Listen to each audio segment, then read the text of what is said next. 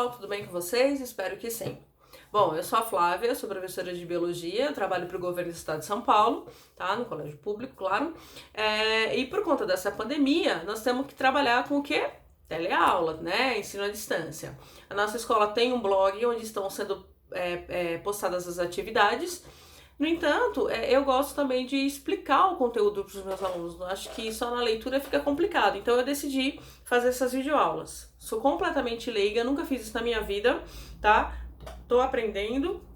Não tenho muitos recursos por enquanto, mas além da minha boa vontade, né, da minha vontade de ensinar e do meu celular, mas espero que dê tudo certo. Vou deixar aí no link, vou deixar aí embaixo para vocês a questão do meu Insta, né, o endereço do meu Instagram, para quem quiser mandar dúvida para mim por lá, pode mandar. Quem quiser se inscrever no canal, inscreva-se, ativa o sininho aí para poder receber os novos vídeos, tá, que eu vou estar postando. E enfim, é isso. Vamos lá?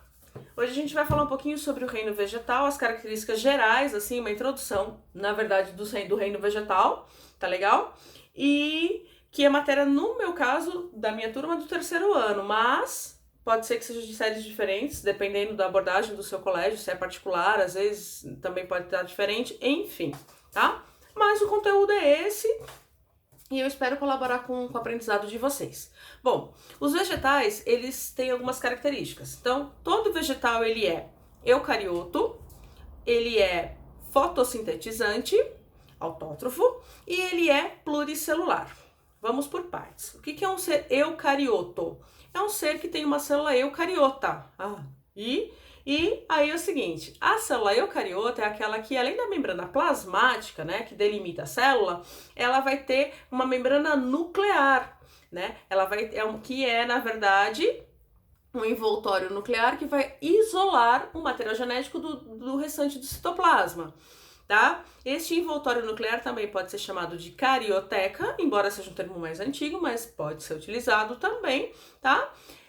E ele então tem por objetivo isolar esse material genético do citoplasma. Então são seres um pouco mais evoluídos, né? Menos primitivos, que vão ser eucariotos.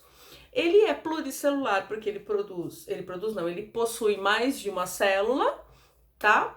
E ele é fotossintetizante autótrofo porque próprio trofa alimento. Então ele é capaz de produzir o seu próprio alimento através de um processo chamado fotossíntese, tá? Que inclusive tem uma outra aula falando um pouquinho mais sobre a fotossíntese aí para vocês, depois quem quiser assistir, fica à vontade.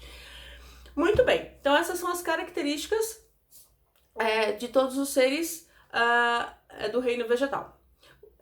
Acredita-se que os vegetais tenham originado-se de um outro ser vivo, de um outro grupo de ser vivo, que são os protistas, tá? Os protistas, eles são seres vivos que eles podem ser tanto unicelular quanto pluricelular, mas eles estão divididos dentro desse grupo de protistas em dois grupozinhos, tá? O primeiro são as algas unicelulares e depois os protozoários. Então, essas algas unicelulares, elas são fotossintetizantes autótrofas. Por conta disso, acredita-se que os vegetais tenham evoluído desses seres vivos aí, desses organismos protistas, tá? Muito bem. Agora a gente vai falar um pouquinho propriamente do reino vegetal, das características gerais, tá? Hoje o objetivo dessa aula é falar das características gerais, de como os seres vivos dentro do reino vegetal estão classificados e falar de algumas características gerais deles. Depois, mais pra frente, a gente vai ter aula de anatomia vegetal, fisiologia vegetal, mas nesse primeiro momento a gente vai trabalhar isso, tá? Dentro do reino vegetal, a gente tem 4 grupos de plantas, tá bom? E elas estão divididas de acordo com alguns critérios. O primeiro critério, ele trata da presença ou ausência de vasos condutores de seiva, tá? E o que são vasos condutores de seiva? Para a gente compreender, trazer para nossa realidade, é como se fossem vasos sanguíneos, como se fossem os nossos vasos sanguíneos, tá? Que tem por objetivo o quê? Transportar nutriente, oxigênio, catabólitos, né, dentro do nosso organismo. E então, o vaso condutor de seiva, ele vai fazer a mesma coisa dentro dos vegetais. Ele vai conduzir tanto sais minerais, água, quanto nutrientes dentro dessa planta, tá? Então, Quando a gente tem a questão da presença ou ausência de vasos condutores de seiva, a gente vai ter dois grupos de plantas, tá? A gente vai ter o grupo das atraqueófitas e o grupo das traqueófitas. Desculpem pela falta de recursos, como eu falei pra vocês, eu ainda tô começando, tá? As atraqueófitas, elas são aquelas que não possuem vaso condutor, porque o prefixo a significa sem, então elas não possuem esse vaso condutor de seiva, que são plantas mais simplesinhas. E as traqueófitas, então elas vão possuir esses vasos condutores, tá? Então, dentro do grupo dos vegetais, nós temos 4, como eu falei para vocês. A gente vai ter as briófitas, tá bom? Uma série de nomes aqui complicadinhos por enquanto. Depois a gente vai ter as pteridófitas, ok? Além disso, a gente vai ter as gimnospermas e as angiospermas, tá legal? Dentro desses 4 elementos aí, somente as briófitas é que são atraqueófitas, ou seja, que não possuem vaso condutor de seiva. Portanto, elas dependem muito da água para todas as suas atividades metabólicas. Nutrição, reprodução, tá? Então, a gente só vai encontrar essas briófitas em ambientes úmidos, tá? Tá legal, professora, mas me dá um exemplo aí de uma briófita. Musgo. Sabe o que é musgo? São aquelas plantinhas peludinhas que ficam em cima de pedras, principalmente próximas a rio, né? Ambientes úmidos. Então, essas são as briófitas, tá? Que não tem caule, não tem folha, né? Tudo muito rudimentar, assim, tudo protótipos, né? Dessas estruturas, tá bom?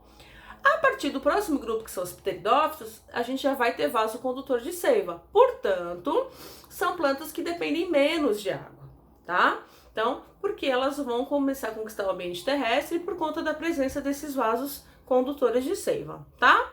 Então, o que é pteridófita? Samambaia, por exemplo, tá legal? Muito bem, eu já vou falar de cada um dos grupos para vocês. Aí dentro aí qual é a outra classificação que tem? Está relacionada à presença ou ausência de semente. Ah, professora, mas nem toda planta tem semente? Não, nem toda planta tem semente, tá? Então, as plantas que não possuem semente são chamadas de criptógamas, tá? E as que possuem semente são chamadas de fanerógamas. Muito bem. Então, quem é criptógama? As briófitas. As briófitas não tem nada, são aquelas mais simplesinhas de todas, tá? E as samambaias, as pteridófitas, tá?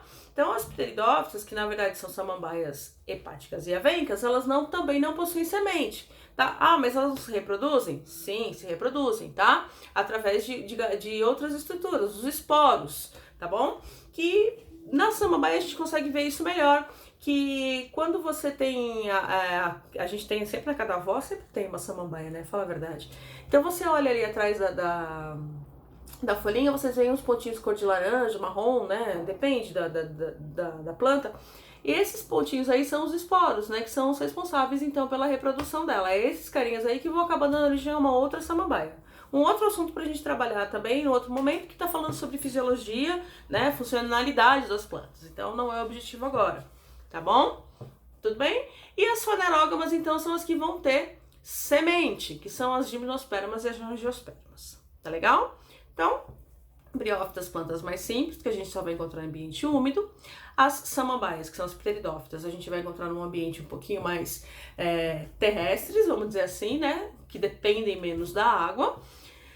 E a gente vai falar um pouquinho então sobre os vegetais superiores, né? Que são aqueles que realmente não dependem da água, que conseguem viver num ambiente terrestre tranquilamente, porque possuem vasos condutores de seiva verdadeiro e eles têm outras estruturas que permitem armazenamento de nutrientes, que conseguem fazer com que eles consigam sobreviver fora do ambiente aquático, tá? Que são os dois grupos que a gente vai falar por último, que são as gimnospermas, tá? Que são as plantas que possuem o quê? Possuem caule, possuem raiz, possuem folha, possuem semente e possuem flor, tá? Beleza, e me dá um exemplo. Dou. As coníferas, os pinheiros, tá? Os pinheiros, eles são gimnospermas. Pinheiros, aquele de Natal que aparece nos filmes de Hollywood? Esses mesmos, tá? Mas nós temos os pinheiros nossos também, que são as araucárias, que são aquelas árvores que parecem um guarda-chuva aberto ao contrário, que a gente vê bastante na região sudeste e sul do país. Muito bem, essas também são gimnospermas. E o que significa gimnosperma? Significa semente nua, tá? Como assim semente nua? São sementes que não são protegidas, tá? Então, e não são protegidas, então quer dizer que elas ficam expostas? Sim, ficam expostas, tá? Em geral, essas sementes elas acabam sendo levadas são polinizadas, né? São dispersadas pelo vento, pela água, tá? Porque elas não são muito atrativas. Essas flores também não são muito bonitas, não são atrativas para os animaizinhos dispersarem a semente por aí. Mas, então elas ficam expostas, tá? E, professora, mas qual é a semente desse pinheiro que você está falando? Aqui no Brasil a gente tem um exemplo muito claro que é o pinhão. Aquela fruta que a gente come geralmente em festa junina, né? Porque ele dá nessa época de inverno. O pinhão é uma semente de uma gimnosperma, tá? E a pinha, aquela flor que a gente acaba colocando nas árvores de Natal, né? Que todo mundo já deve ter visto falar de pinha. Se não viu, dá uma procuradinha aí pra vocês conhecerem melhor, tá? A pinha, então, é a flor dessas plantas, dessas araucárias, tá legal? E, por último, a gente vai falar um pouquinho sobre as angiospermas, tá? Que são plantinhas que tem o quê? As suas plantinhas não são plantonas, que são árvores grandes, tá bom? Que tem a sua semente, o seu embriãozinho protegido por um fruto, tá? Então, angio significa protegido, semente protegida, proteção, tá bom? Então, todas as plantas que possuem frutos são angiospermas. E como que eu faço para saber? Basicamente assim, pessoal. Tem os musgos, que são as briófitas, tá? Tem as pteridófitas, que são as samambaias e as avencas, tá legal? E as gimnospermas, que são os araucárias e os pinheiros, ok? E, por último, tirou isso, sobrou quem? A gimnosperma. Então, todas as outras são gimnospermas? Sim. E como que eu faço para saber o que é um fruto? Um fruto é tudo aquilo que tem semente dentro, tá? O que tem semente dentro? Maçã, beleza, é fruto. Pera, é fruto, tá certo. Só? Não, tá? A gente vai ter... Deixa eu pensar. Berinjela é fruto? É fruto. Pimentão é fruto? É fruto. Abobrinha é fruto? É fruto, tá? Então, é estranho a gente pensar? Tá? Até porque pra gente berinjela, tomate é legume, né? Não, na verdade assim, o popular e o biológico tem uma diferença bastante grande e com o tempo vocês vão aprendendo mais isso, tá bom?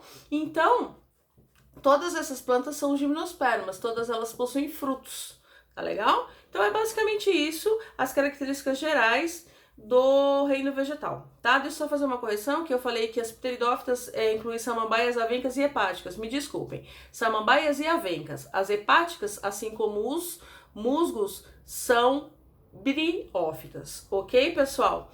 Então é isso. Eu espero que vocês tenham gostado da aula e qualquer dúvida é só mandar no direct do meu Insta. Um grande beijo e até a próxima!